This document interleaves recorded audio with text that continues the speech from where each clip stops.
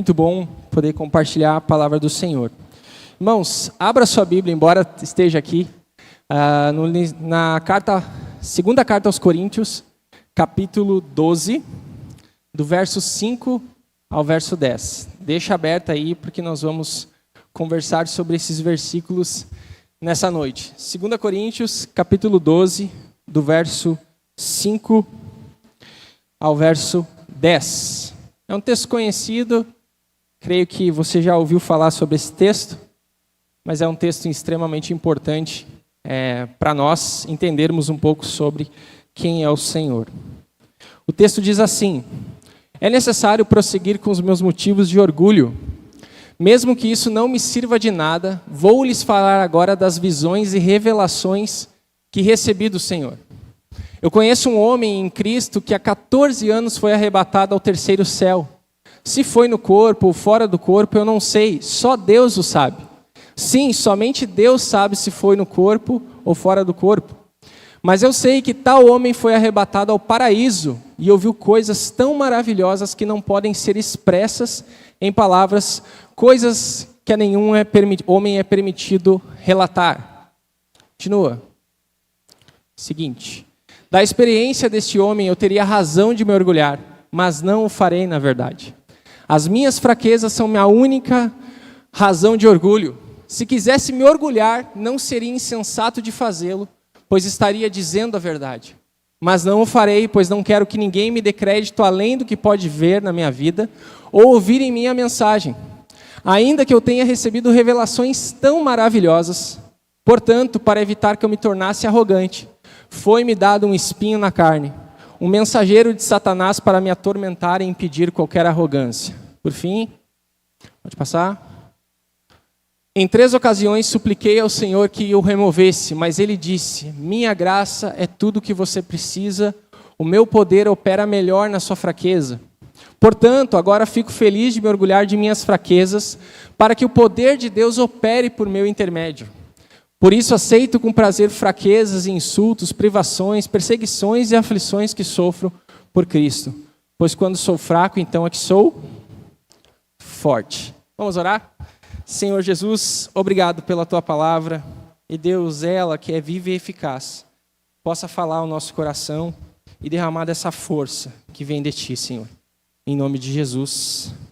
Amém. Amém. O título da mensagem é esse: quando Deus não remove espinhos. Quando Deus não remove espinhos. Para a gente poder entender um pouco desse texto que Paulo está terminando 2 Coríntios, é necessário a gente entender um pouco do contexto e da característica daquela igreja e da característica daquele lugar, de Corinto. Então eu trouxe algumas características deles para você entender. Depois vai fazer sentido tudo isso, mas pode passar. Pode dar um clique aí que está tudo aí. Em primeiro lugar, Coríntios era uma província romana. E aqui a gente já tem uma primeira característica muito interessante dessa igreja e dessa cidade. Corinto queria muito ser parecido com Roma. Eles tinham uma ambição de ser parecido com Roma, em tudo. Eles queriam a característica que tinha em Roma, eles queriam a cultura que tinham em Roma, até a vestimenta, estudiosos falam que até isso, Coríntios queria ser uma província romana. Então Roma tinha muita influência no pensamento de toda aquela galera lá daquela igreja, do povo, da cultura, de todo mundo. Então Roma é muito forte aqui, a cultura de Roma é muito forte em Coríntios. E era uma cultura baseada no quê? Roma, você sabe, ou vai saber, Roma vem daquelas histórias dos grandes guerreiros, dos grandes feitos, das grandes batalhas, da fama, do sucesso. Então Coríntios queria isso. Coríntios queria ter pessoas assim, ou uma cultura pautada na fama, pautada em tudo. E lá, o cidadão que ganhava em Coríntios um prêmio chamado Corona Muralis. O que era Corona Muralis? Era uma coroa no formato de uma muralha que tinha na cidade de Roma. E era dada para o cara mais top da época. Era o cara mais brabo lá, o brabo que tinha em Coríntios. Esse cara ganhava uma coroa Muralis. Então esse cara, ele era muito bom. Então essas pessoas que ganhavam isso, era por ter feito algum feito militar incrível. Essa pessoa, ela era venerada em Corinto se ela tivesse aquela corona muralis. Imagina, né, você aí passar por Naviraí inteiro, todo mundo sabia, ó lá, o cara lá é o bom de Naviraí, né? Então essa corona muralis dava esse tipo de fama, esse tipo de status para a pessoa lá. Então vem uma terceira característica que está ali, que é o orgulho e a soberba. Eles eram muito orgulhosos, eles eram muito soberbos. E Paulo enfrenta durante o ministério dele pastoral em Corinto pessoas que eram orgulhosas e pessoas que eram soberbas. Tinham pessoas lá que se achavam mais do que as outras, se achavam mais espirituais do que as outras. Coríntios é assim, nós somos assim, né? Então há pessoas que são mais orgulhosas, há pessoas que acham que são melhores do que as outras.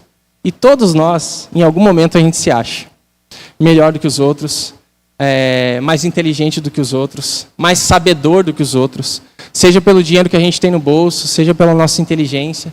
A gente, em algum momento da nossa vida, a gente se acha melhor do que os outros. E era uma cultura de orgulho e soberba. E o que acontecia naquela cidade? Algo muito legal. As pessoas que trabalhavam nos cargos públicos da cidade, eles poderiam colocar o quê? Eles faziam as coisas e eles iam para a praça da cidade e eles faziam uma lista de realizações lá. Então, exemplo, você trabalha num cargo público, você vai listar tudo que você fez em prol da cidade, em prol das pessoas, e colocar lá na praça, no centro, no point da cidade. Eles faziam isso.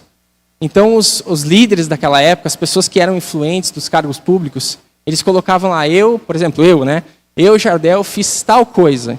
Eu fiz tal coisa, eu fiz tal coisa, e colocava lá. Então as pessoas passavam e olhavam e diziam assim, nossa, o Jardel fez tudo isso. Cara, que cara top, mano. Esse cara é muito bom. Então eles tinham essa lista de realizações, e isso entra o ponto 5, que é o culto às personalidades. Eles adoravam pessoas, e aí entra um contexto na igreja. Toda essa cultura de fama, de ego, de sucesso, de espetáculo, de grandes líderes, entrou para Coríntios. De acharem lá que existiam super apóstolos, super líderes religiosos e várias coisas. E Paulo está confrontando eles. E as pessoas que estavam atacando o ministério de Paulo em Coríntios eram essas pessoas, que se achavam mais espirituais que os outros. Os super apóstolos, como Paulo fala na carta. Existia esse contexto todo lá. E a gente vê hoje em dia que, por vezes, a igreja, de um modo geral, ela permite que a cultura entre e permeie o meio dela. Seja pelas influências, seja por várias coisas. Hoje nós temos pastores e líderes que eles são celebridades. E por vezes as pessoas seguem mais esses pastores, esses líderes, do que a próprio evangelho, do que a própria palavra de Deus. Isso não está longe de Coríntios. Isso está na igreja brasileira hoje, atualmente. Então esse é só um pano de fundo para você entender como era essa cultura, como era importante Paulo escrever o que nós lemos, nessa cultura de tanto sucesso, de tanto espetáculo, e por aí vai. Eu não sei, tem pessoas que elas são mais sociais do que as outras, né? Tem pessoas que gostam mais de redes sociais, né? Tem gente que gosta de Instagram valendo, tem gente que gosta ainda do Face valendo. Embora o Face é só para fazer negócio lá, né? Os caras só para vender ou comprar alguma coisa. Mas tem pessoas que gostam de redes sociais. E tem um livro muito importante, é interessante esse livro, eu já li esse livro e eu tenho esse livro, chamado Guerra dos Espetáculos, do Tony Hink, o cristão na era da mídia. E ele diz o seguinte, por que nós buscamos espetáculos? Ele faz essa pergunta em todo o livro dele, e ele diz, porque nós somos humanos, configurados com insaciável apetite para ver a glória. O nosso coração busca esplendor ao mesmo tempo que os nossos olhos vasculham por grandiosidade. Nós não podemos evitar, num mundo dominado pela imagem em vez da palavra, e aí ele usa um termo divórcio, entre nós, aquilo que nós postamos, nós sermos. Nós postamos muitas coisas, mas a nosso dia a dia é diferente. É tipo o casamento que está por um fio, você briga com seu marido ou com a sua esposa todo dia, mas aí no dia dos namorados você lá vai e mete uma foto lá assim, meu amor, te amo eternamente. Mas você não está vivendo isso.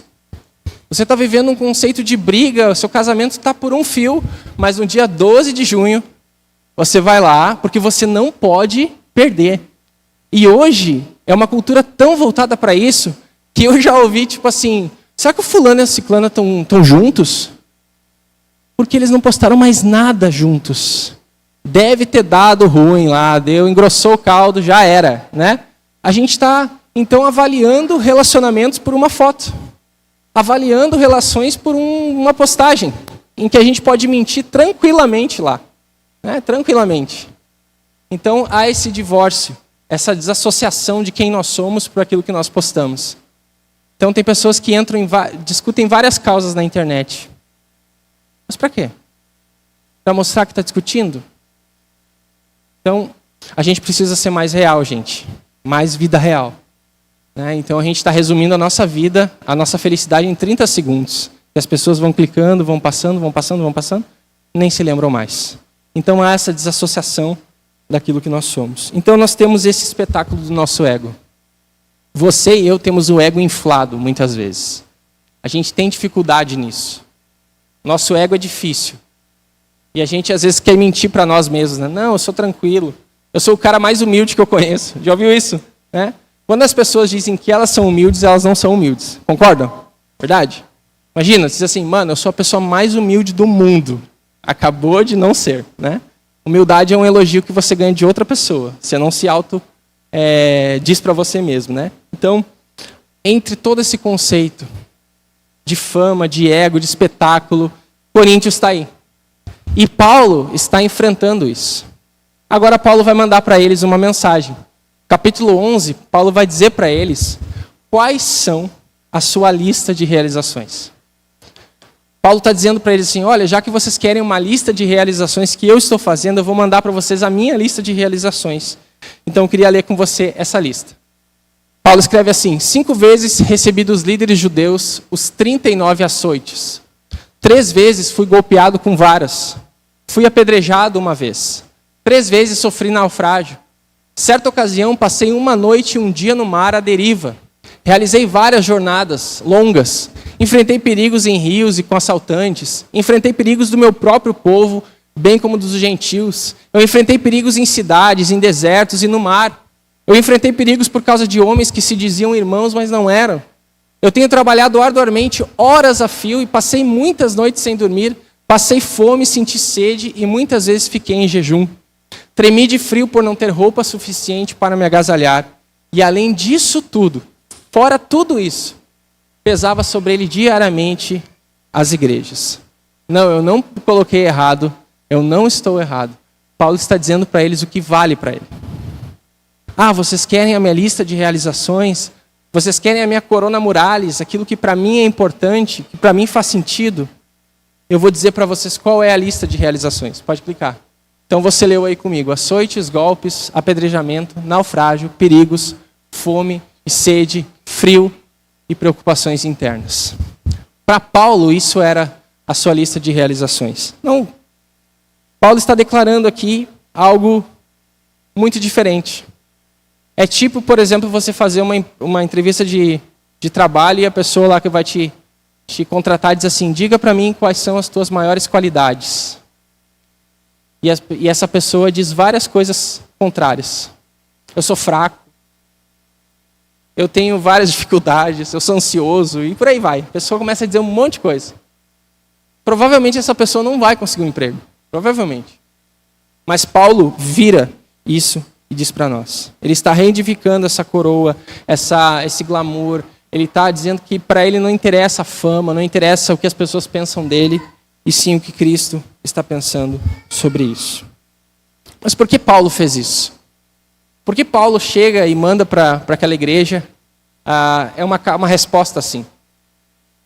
Por que Paulo, em vez de começar a contar tudo que ele fazia de bom, de tudo que ele fez, ele manda isso? Está aí o segredo do versículo 30. Pode passar? Portanto, se devo me orgulhar, prefiro que sejam das coisas que mostro como eu sou fraco. Paulo entende o cerne aqui de que não é o que ele faz. Não é aquilo que ele já fez. Porque tudo que Paulo fez foi por força e por graça de Jesus. Tudo que nós fazemos, nós temos que entender que só fazemos por conta da graça e, portanto, da força de Jesus nas nossas vidas. não é pelo nosso braço. Não é. Não é. Se você tem o que você tem hoje, você deve gratidão a Jesus. Se você não conseguiu ainda o que você quer, você deve gratidão a Jesus, porque você está aprendendo a ser dependente dele nesse período. E eu falo por experiência própria. A gente quer às vezes uma coisa e Deus vai nos confortando, vai nos confrontando também, usando pessoas. Então Paulo entende isso. Paulo ele passa por 3 experiências, por isso que ele vai dizer isso. E eu queria compartilhar com vocês nessa noite. Primeira experiência que ele manda para eles, de mensagem que nós lemos no início, Paulo fala sobre a glória. Paulo ele passou por uma experiência com Jesus pela glória. O versos 1 e versos 6 mostram Deus honrando Paulo. E eles estavam, aquele povo, aquela igreja, estava ansioso para receber honras e se gabavam das cartas de recomendação deles. Eles se auto-recomendavam. Eles eram desse tipo. Eu me auto-recomendo. Eu sou bom, pode confiar em mim. Trabalha comigo, eu sou o cara. Eles eram assim. E Paulo agora ele diz assim, olha, eu conheço um homem, e aí Paulo está falando dele mesmo, que eu não sei se no corpo ou fora do corpo. Por quê? Por que ele está contando essa história? Porque os líderes daquela época, eles eram apaixonados por experiências espirituais. Sabe aquelas? Que as pessoas contam, que tu fica assim, meu Deus, que legal. Nossa, esse homem é de Deus. Essa mulher é de Deus. Olha só o que ela já passou e tal. E eles queriam ouvir esse tipo de história. E Paulo, vocês querem ouvir? Beleza, eu conheço um homem, não sei se no corpo, fora do corpo, foi até o 3º céu. E viu coisas que não tem nem como eu dizer para vocês, como eu contar para vocês. Paulo está dando para eles isso. E por que Paulo não fala ali, eu, Paulo, fui ao céu, eu, Paulo, vi lá as coisas? Porque ele sabia que isso, essa fama, esse reconhecimento, ia tornar ele uma celebridade. E nós temos um poder tão grande de idolatrar pessoas numa facilidade. Tem pessoas que idolatram ídolos, tem pessoas que idolatram políticos, tem pessoas que idolatram músicos, tem pessoas que idolatram pessoas, tem pessoas que idolatram pastores, tem pessoas que idolatram líderes. E a gente tem uma facilidade de fazer isso. Só que a gente esquece que são pessoas tão falhas e tão fracas e tão pecadoras quanto a gente. Então Paulo sabia que se ele dissesse, olha, eu fui ao céu, o pessoal ia chamar ele para ouvir o que Jesus fez na vida dele? Não. Para ele contar para as pessoas o que ele viu no céu. E possivelmente a gente faz isso. Paulo ele tinha uma mensagem em Cristo, ele estava falando sobre a cruz, ele falava sobre o evangelho.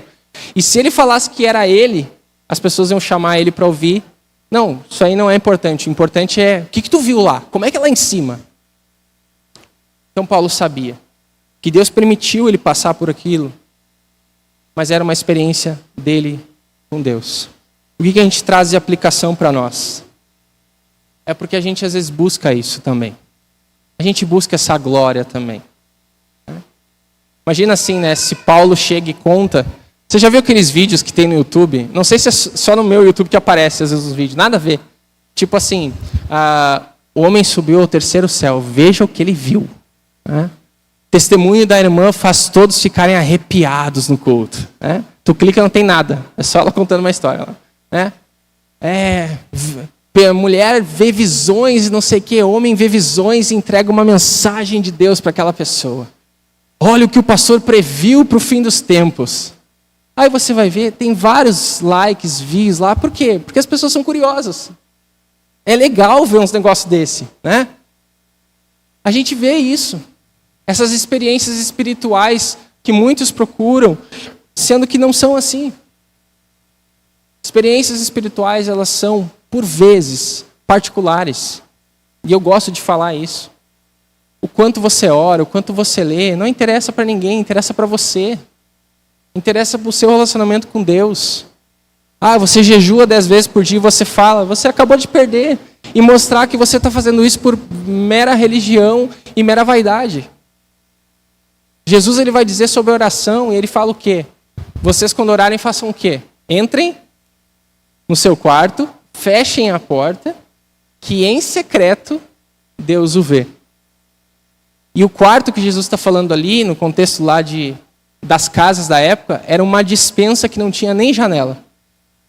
Então a galera guardava tudo lá, as pessoas guardavam tudo lá nessa despensa, para evitar roubo, para várias coisas. Jesus está falando, vocês têm que ir para lá, para esse lugar que não tem nem janela. Hoje em dia tem gente que coloca a câmera assim, para gravar e vai orar na janela, tipo assim, estou orando. Mera religião, mera vaidade. Paulo está nos ensinando isso.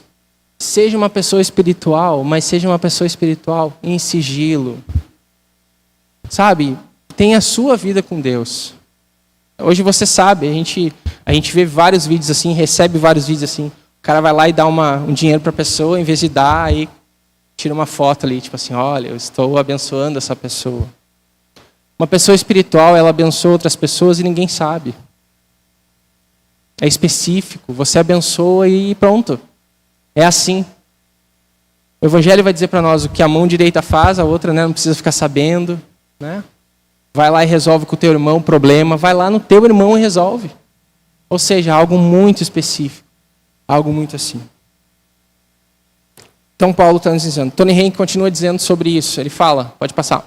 Nos raros momentos em que atraímos ampla atenção, seja por meio de nossas imagens, tweets ou stories, nos tornamos estrelas.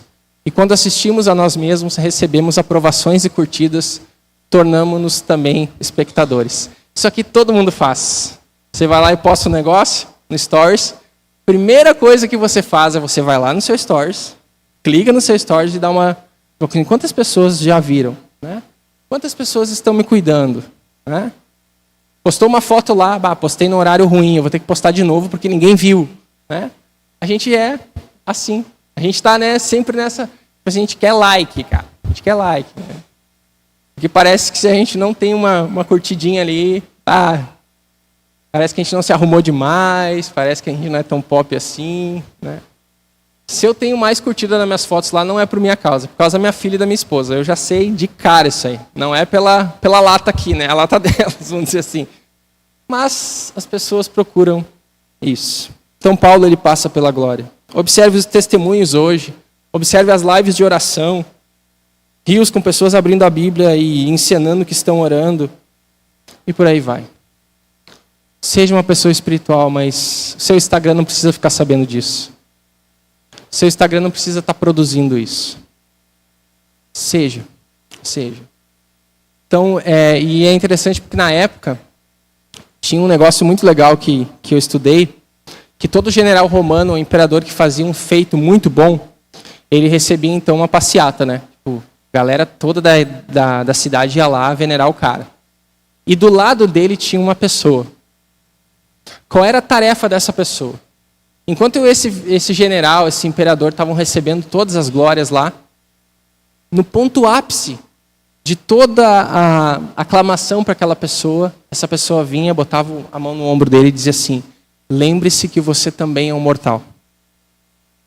Lembre-se que apesar de tudo que você está recebendo, você é gente, você é pessoa, você é uma pessoa normal. Então às vezes a gente precisa de pessoas do nosso lado que botem a mão no nosso ombro e assim, lembre-se que você também é um mortal. Que você também é pó. Que nós somos pecadores. E nós precisamos entender isso. E aí Paulo vai para o final e diz para nós, passa pela segunda e terceira coisa que é a bondade e a graça. Deus humilha Paulo agora. E Deus ajuda Paulo agora. E aí Paulo fala que, para que ele não se tornasse arrogante, foi-lhe dado um espinho na carne.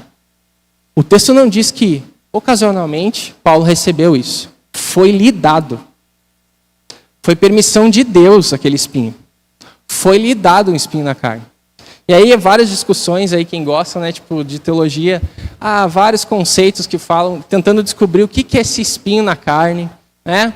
Tem pessoas que alegam que é um problema de visão que Paulo tinha, porque algumas cartas ele escreve com letras garrafais. Outros dizem que era um problema de saúde, enfim. A gente não sabe. Ninguém sabe o que foi. Né? Então, existe aí inúmeras interpretações. Mas o fato é que isso é um instrumento que Deus dá para Paulo ficar no seu lugar. Então, Deus humilha Paulo. Deus não remove o espinho de Paulo. Deus dá um espinho a Paulo. E isso é interessante a gente estudar. Então, Primeira lição para nós é que, pode passar, Deus nem sempre tira os espinhos. Deus sempre. Não é toda vez que Ele vai tirar. Não é toda vez que Deus vai livrar você de alguma situação. Não é. Paulo rogou 3 vezes. Eu clamei, eu roguei. Paulo poderia dizer, eu fui no encontro de oração das 18 horas na segunda. Eu fui no encontro de oração às 13h30 na quinta. Eu mandei mensagem para os pastores orar. Eu fui para o meu PGM, botei lá meu nome para a galera orar. Fiz de tudo. Clamei, jejuei, fiquei de joelho, fiz várias coisas. Mas o que Deus diz para ele? Nem não. Não é nem não. Diz outra coisa, né? Isso que é interessante no texto. Deus não diz não para ele. Diz outra coisa. Substituição, né? Então, Paulo ensina isso. A vida cristã não é uma vida em redoma. Não use aquele texto, sabe, que as pessoas às vezes usam. Olha, ninguém pode tocar no ungido do Senhor. O ungido do Senhor é Jesus. Não é você, não sou eu. Você é um filho de Deus se você entregou sua vida a Jesus. Mas você não é intocável. Eu não sou intocável. Não existe isso. Não existe super apóstolos. Não existe super espirituais. Não existe crente blindado. Não existe isso. Né? Não existe isso. A vida cristã não é uma vida de só alegria. E Paulo está mostrando isso para nós. Né? Todos nós aqui passamos problemas. Tem semana que parece que os problemas deixam a gente, mas a gente fala que a gente está sem problemas, os problemas aparecem. Né? Em dobro. Traz toda a família dos problemas junto. Né? Quando é muito engraçado isso, né? Diz assim, não, tá tranquilo essa semana. Pode saber que alguma coisa vai rolar. A nossa vida é assim. Né? O que a Bíblia fala sobre nós? A nossa vida é como um vapor. Que a gente não pode nem dizer que amanhã a gente vai fazer um negócio, porque a gente não sabe. Né? Tiago vai dizer isso para nós, né? Não digam amanhã, hoje faremos negócio. Digam, se Deus permitir, amanhã faremos isso ou aquilo. Ou seja, Deus nem sempre tira os espinhos. Todos pecaram. Todos pecaram. E estão destituídos e separados de Deus. Sofrem da mesma consequência do pecado. Deus pode curar você, meu irmão? Sim. Deus guarda as nossas vidas? Com certeza. Deus intervém em muitas situações? Com certeza. Mas é dentro da sua soberania. É dentro disso. Então, segundo ponto. Deus sabe como equilibrar a nossa vida. Deus sabia como equilibrar a vida de Paulo. Se a gente tivesse só bênçãos para contar, só coisas para falar, a gente ia viver num comodismo. Numa total independência de Deus. Se a gente não tivesse coisas para clamar, se nós não tivéssemos problemas para entregar para Deus, se Deus não tivesse coisas para mexer no nosso coração, Deus ele sabe como equilibrar a nossa vida. Como é que ele equilibra a vida de Paulo? Dando um espinho para ele. Que tornou Paulo totalmente dependente de Deus. Então Deus sabe como equilibrar a nossa vida. Terceiro, o sofrimento também é um instrumento de Deus para construir um caráter piedoso. Paulo era um homem rico de caráter cristão, pois permitiu que o Deus o moldasse e transformasse por meio de experiências dolorosas da vida. O que você faz? Ou qual a sua reação quando você está passando por um problema? Né? Tem pessoas que até repreendem problemas na vida. Não, está repreendido em nome de Jesus. Todo espírito... Aí começa a botar nome de espírito para tudo que é lado. Espírito de enfermidade, espírito de tudo. Mas será que às vezes não é Deus querendo moldar você? Ou será que os seus problemas também não são frutos da sua consequência do seu pecado? Porque nós somos pecadores.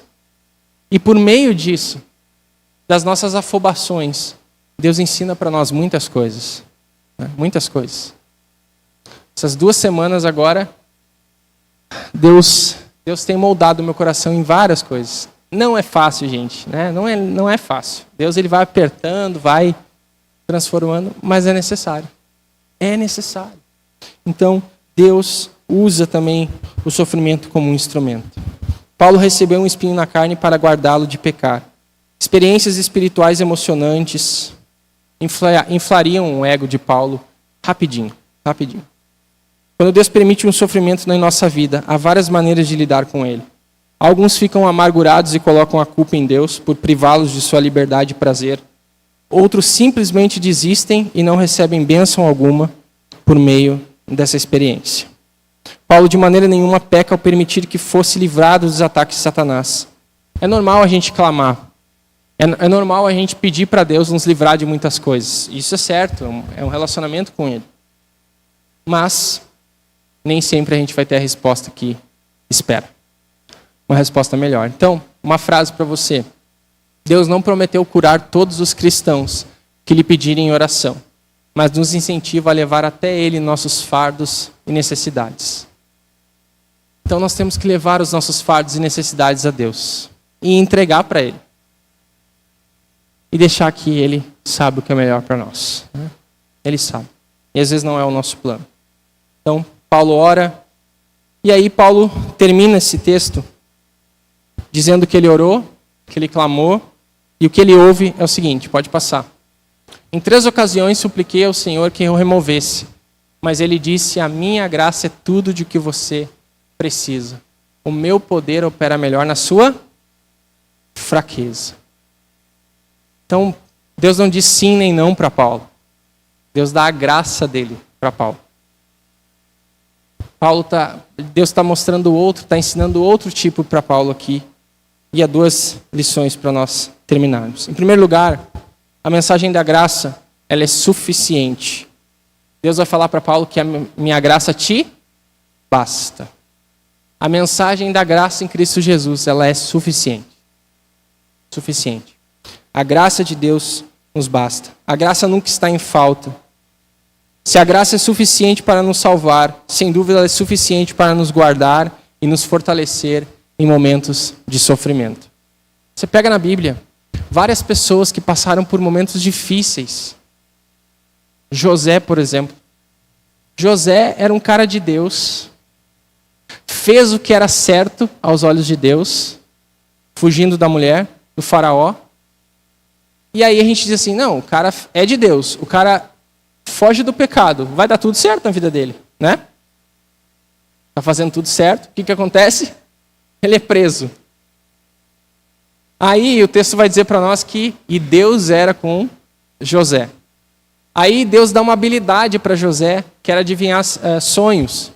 José livra um homem da prisão e diz assim, ó, quando tu for lá, lembra de mim e tal, lembra de mim, o cara pode deixar. Deixa, fica tranquilo, tamo junto, nós vamos sair junto. Nós vamos postar uma foto livres da prisão juntos, né? Vai dar tudo certo. O que acontece? O cara esquece de José. O cara esquece de José. Lá pelas tantas, o cara lembra. E quando ele esquece, a Bíblia vai dizer para nós o quê? E Deus era com José e fez com que José fosse bem cuidado e o favor de Deus era com José na prisão. Na prisão. Num momento difícil. Deus é com você em diagnósticos ruins. Deus é com você quando o seu negócio não dá certo. Deus é com você quando o teu casamento está em crise e você ora para que Deus o restaure. Deus, ele prometeu presença com a gente. Isso nos basta. Segundo, a mensagem da graça, ela é fortalecedora. Deus nos permite enfraquecer para que possamos receber sua força. E aí trata-se de um processo contínuo. O meu poder, ele vai se aperfeiçoando, Deus está dizendo, na sua fraqueza. Vai se aperfeiçoando. Vai se aperfeiçoando até você entender isso. Na vida cristã, muitas das bênçãos que recebemos vêm por meio da transformação e não da substituição. Quando Paulo ora pedindo que sua dor fosse removida, Paulo perde substituição. Saúde ao invés de enfermidade, livramento em vez de dor e fraqueza. E por vezes Deus supre a necessidade pela substituição. Deus vai substituir. Mas nesse caso aqui, Deus dá uma transformação para Paulo. Não é substituição. Paulo, você vai continuar com esse espinho. Mas você vai ser fortalecido através dele. E pela sua fraqueza você vai entender o meu poder. Então assim, se a gente pudesse resumir tudo isso, a nossa oração nessa noite poderia ser, seja um Deus fraco. Aliás, seja, Deus fraco não, né? Seja fraco nas mãos de um Deus forte. Isso aí. Bugou o cérebro. É o calor, gente. É o calor, tá? Mas tá tranquilo aqui, né? Então, seja fraco nas mãos de um Deus forte. Seja fraco. Apresente as suas fraquezas a Deus. Confesse. Você sabe as suas fraquezas. Mais do que ninguém você sabe. E se Deus usar alguém para te mostrar as suas fraquezas, agradeça por isso. Agradeça. Deus faz isso. Às vezes Ele coloca umas pessoas para botar a mão no nosso ombro e diz assim, lembre-se que você é mortal. Você é fraco. Você é pecador. Amém, meus irmãos? Vamos orar então para encerrar. Vou chamar o pessoal do grupo de louvor.